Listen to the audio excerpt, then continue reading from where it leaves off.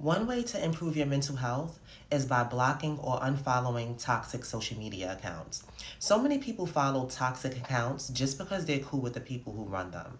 But if certain pages are making you feel sad, stressed, or anxious, you should really consider blocking, muting, or unfollowing those pages. And I get it. You don't want those people to feel like you have an issue with them. And if that is your concern, then maybe you can have a conversation with them about it. And if they get it and if they understand, cool. But if they don't, you got to do what you got to do for you. Because long term exposure to negativity can negatively impact your mental health. Forever, you could have just told me type of girl, because I'd rather you hurt me with the truth than comfort me with lies. Like, don't dress it up. Don't sugarcoat it. Just be real with me, because lies, they might feel soft in the moment, but later they cut way deeper. I'll respect somebody way more for saying, hey, this isn't working, than for pretending like it is. Lies waste my time. Lies play with my heart, and lies make me question myself. But the truth, if it stings for a minute, even if it stings for a minute, at least I know where I stand.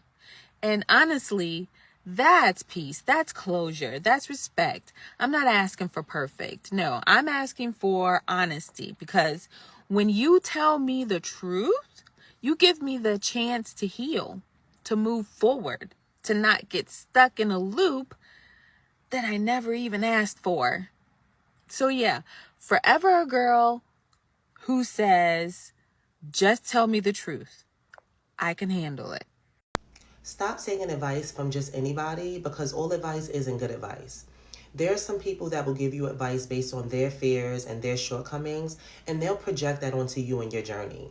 And it's not always done intentionally. Some people can only give you advice based on what they know and what they've experienced. And then there's some people that will purposely give you wrong advice because they want to steer you in the wrong direction, especially if they see you reaching certain levels or if you're attaining goals that they never got a chance to attain. Some people will purposely try to steer you in the wrong direction. So you got to be really mindful and use your discernment when it comes to taking advice from people. Saw a man on here say, if you're sleeping with your girlfriend, living with your girlfriend, doing life with her like y'all already married, then go ahead and marry her, or be honest enough to let her go. What you can't do is sit there for years enjoying all the benefits of a relationship while you figure out if she's the one. I mean, you got love, you got loyalty, you got someone cooking and cleaning, holding you down when life gets rough. Meanwhile, she's giving her best years, trying to build a future, thinking about family, and hoping this thing is leading somewhere. Guys, don't play with that. Don't keep someone in a gray zone just because it's convenient for you and comfortable for you. If you know in your heart you don't plan on marrying her, I beg of you, stop wasting her time. That kind of half in, half out love doesn't build peace. It builds resentment in us. Be man enough to commit, or kind enough to let her move on so she can be loved fully by someone who is ready. Because nothing hurts more than realizing you gave years to someone who always knew they weren't going to choose you in the end. So yeah, either step up or set her free. Don't settle for anything less than what you deserve. It's okay to wait a little longer for it.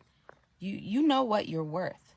And if you forgot for a second, I'm here to remind you. You've been through too much to just accept the bare minimum now. You've cried, healed, prayed, grown. So don't go backward just because you felt tired of being alone. I get it. Waiting is hard. But settling, sis, that's harder. You don't want to wake up next to someone who feels almost right. You don't want a kinda relationship. You want a connection that feels safe, solid, and true. You deserve to be loved out loud, to be chosen daily, to not have to explain why something hurts or beg for effort. So if it takes a little more time to find that, then that's okay. Because your peace is worth more than fake love. Keep your standards high. Yeah, the right one will reach them. Not hanging around folks who cheat on their partner. No. I don't care how long we've been cool. If you can lie to the person that you lay next to every night, you'll lie to anybody.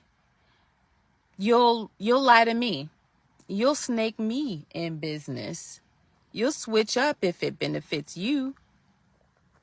And I'm not sticking around to see that happen. Cheating shows no self-control, no self-respect, no loyalty, no character, none.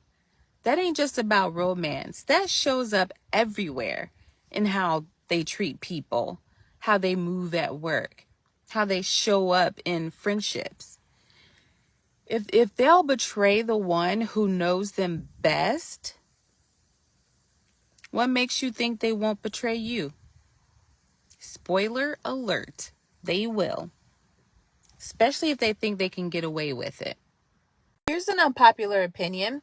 A relationship and friendship should not be that hard. I get it. No connection is perfect, but it also shouldn't feel like you're in a constant battle just to be understood. You know, love shouldn't drain you. Friendship shouldn't feel like a job interview every time y'all talk. If you always gotta explain why you deserve respect or keep proving your loyalty, that's not love, that's exhaustion. The right people make peace feel normal. They don't make you question if you're too much or if you're not enough. They communicate, they listen, and they actually care when you're not okay. Some of y'all are confusing normal ups and downs with straight up emotional roller coasters. Every day shouldn't feel like a test you didn't study for. Healthy love, it's calm. You can breathe in it. You can be yourself without walking on eggshells. And if you have to constantly fight for your spot in someone else's life, that's your sign to stop fighting. Because when it's real, you won't have to chase peace. It already lives there. Having a boyfriend sometimes is like having a kid that doesn't listen at all. Like you tell him one thing and then 5 minutes later, he's doing the exact opposite. You're like, babe, don't forget to grab the milk. And then he comes back with chips and no milk. Or you say, text me when you get home. And somehow that turns into a text 3 days later talking about, my bad, I forgot. Sir, be so for real right now.